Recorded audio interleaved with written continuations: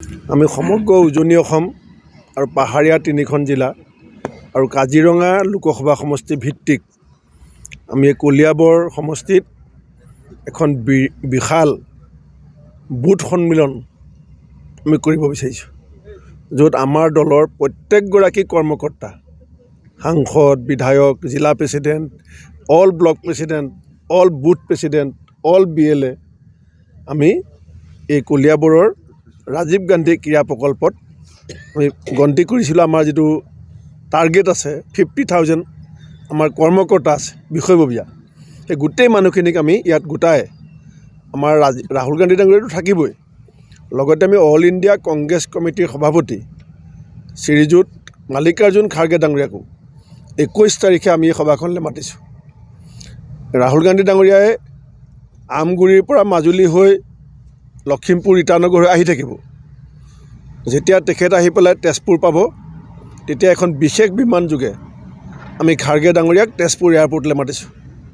আৰু তেজপুৰৰ পৰা দুয়োগৰাকী নেতা একেলগে আহি ইয়াত আমাৰ উজনি অসম ভিত্তিক আৰু পাহাৰীয়া তিনিখন জিলা সামৰি আমাৰ কাজিৰঙা লোকসভা সমষ্টি আমি এই বিশাল সভাখন আয়োজন কৰিবৰ কাৰণে আমাৰ মূলতঃ ৰকিবুল হুছেইন ডাঙৰীয়াক আমি কেন্দ্ৰীয়ভাৱে দায়িত্ব দিছোঁ। তেখেতসকলে বাকী গোটেই অঞ্চলটোৰ যিসকল আমাৰ দলৰ বিভিন্ন পৰ্যায়ৰ নেতা আছে সকলোকে জড়িত কৰিব আৰু নিমন্ত্ৰণৰ দায়িত্বটো আমি APCC লৈছোঁ। মুখ্যমন্ত্ৰী ডাঙৰীয়া বৰ সাহস থকা ব্যক্তি বুলি ভাবিছিলোঁ। ইমান যে ভয় খাইছে ৰাহুল গান্ধী ডাঙৰীয়া আহোঁতে, সেই কথাটোকে মই অলপ তেওঁৰ প্ৰতি অলপ মোৰ পুতৌ জন্মিছে। ৰাহুল গান্ধী ডাঙৰীয়া অহাই নাই, ভয়ত কম্পমান। আজি তেওঁলোকে আমাক মিটিং পাতিবলৈ দিয়া নাই, আকৌ কয় পথাৰত পাতক।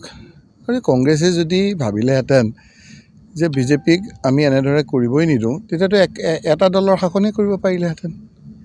কংগ্ৰেছৰ শাসনততো চব আছিলে, তেতিয়া কংগ্ৰেছেহে গণতন্ত্ৰ কৰি আজি BJPক এনেদৰে চৰকাৰ কৰাৰ সুযোগ দিলে। যদি তেতিয়া ভাবিলেহেঁতেন যে আমি আৰু চাইনাৰ নিচিনা এটা দলৰে আমি শাসন চলাওঁ, তেতিয়াতো কংগ্ৰেছেই থাকিলেহেঁতেন। কংগ্ৰেছে গোটেই মানুহখিনিক একেলগে লৈ গণতন্ত্ৰক বিশ্বাস কৰি এনেদৰে কৰিব দিলে। আজি ৰাহুল গান্ধী ডাঙৰীয়াক ইমান ভয় কৰা মই মুখ্যমন্ত্ৰী ডাঙৰীয়াক ভবা নাছিলোঁ।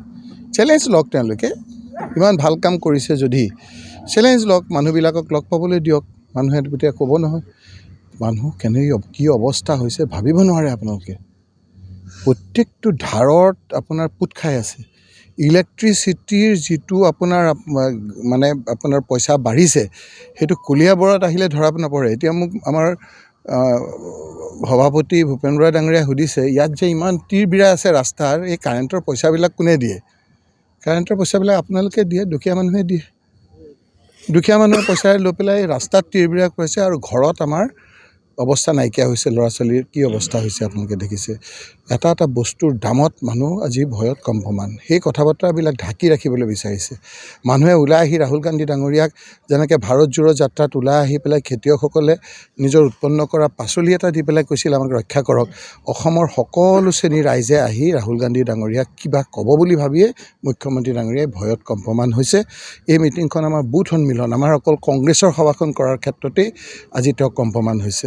ৰাহুল গান্ধী ডাঙৰীয়াই খোজকাঢ়োঁতে এনেকৈ তেওঁ ভয় খাইছে।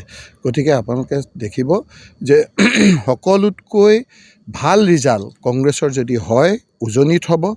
ডিব্ৰুগড়ত কংগ্ৰেছৰ ছিটটো আপোনাৰ আজি পাব বুলি সকলোৱে ভাবি আছে। যোৰহাটততো হ'বই। কাজিৰঙালৈ আহিছে, কাজিৰঙাত আপোনালোকে মানুহে জইন কৰাৰ কথা কৈছে। প্ৰথমে তেওঁলোকে মুখ্যমন্ত্ৰী ডাঙৰীয়াই এই লগত থকা তেওঁৰ যিজন মুখ্যমন্ত্ৰীক তেওঁ আচল মুখ্যমন্ত্ৰীজনক আঁতৰালে, তেওঁৰ কথাখিনি কওক।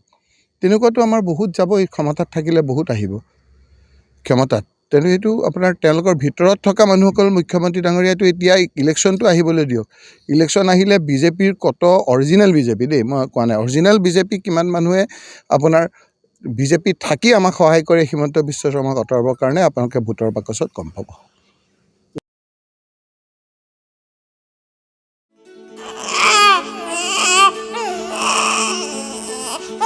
অভিনন্দন, আপোনাৰ এজনী ছোৱালী জন্ম হৈছে।